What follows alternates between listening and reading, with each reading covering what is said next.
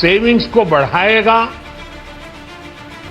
Investment को बढ़ाएगा, consumption को बढ़ाएगा और ग्रोथ को भी तेजी से बढ़ाएगा।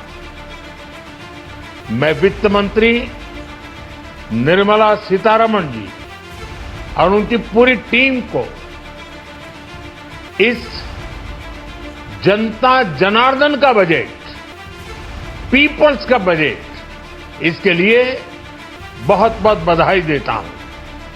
साथियों, आमतौर पर बजट का फोकस इस बात पर रहता है कि सरकार का खजाना कैसे भरेगा,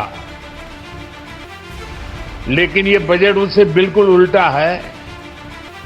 लेकिन ये बजट देश के नागरिकों की जेब कैसे भरेगी, देश के नागरिकों की बचत कैसे बढ़ेगी और देश के नागरिक विकास के भागीदार कैसे बनेंगे, ये बजट इसकी एक बहुत मजबूत नींव रखता है।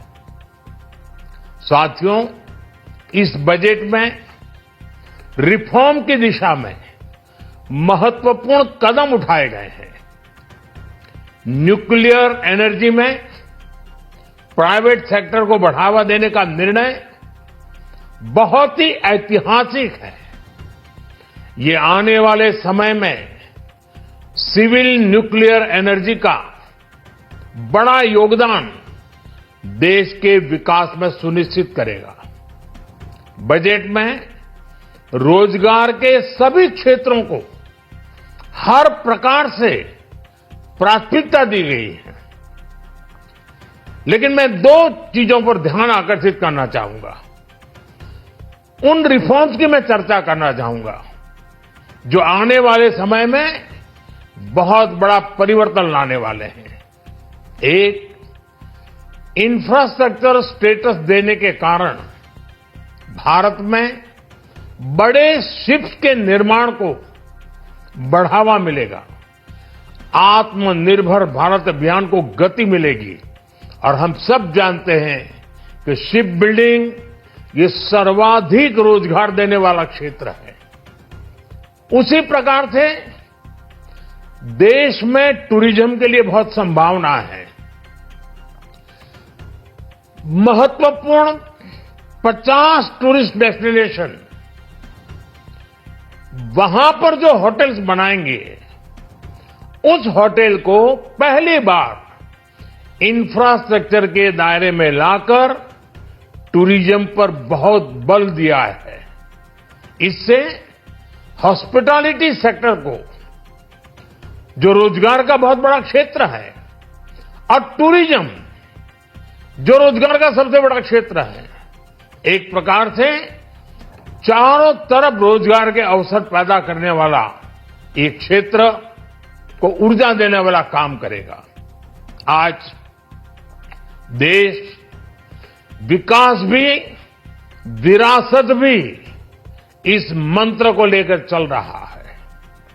इस बजट में भी इसके लिए भी बहुत महत्वपूर्ण और ठोस कदम उठाए गए हैं। 1 करोड़ पांडुलिपियों के लिए संरक्षण के लिए, मैन्युस्क्रिप्ट के लिए ज्ञान भारतम मिशन लॉन्च किया गया है। साथ ही भारतीय ज्ञान परंपरा से प्रेरित एक नेशनल डिजिटल रिपोजिटरी बनाई जाएगी। यानी टेक्नोलॉजी का भरपूर उपयोग किया जाएगा और हमारा जो परंपरागत ज्ञान है उसमें से अमृत निचोड़ने का भी काम होगा। साथियों, बजट में किसानों के लिए जो घोषणा हुई है वो कृषि क्षेत्र और समूची ग्रामीण अर्थव्यवस्था में नई क्रांति का आधार बनेगी।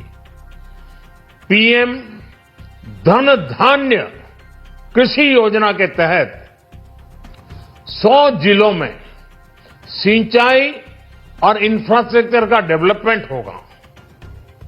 किसान क्रेडिट कार्ड की लिमिट 5 लाख तक होने से उन्हें ज्यादा मदद मिलेगी।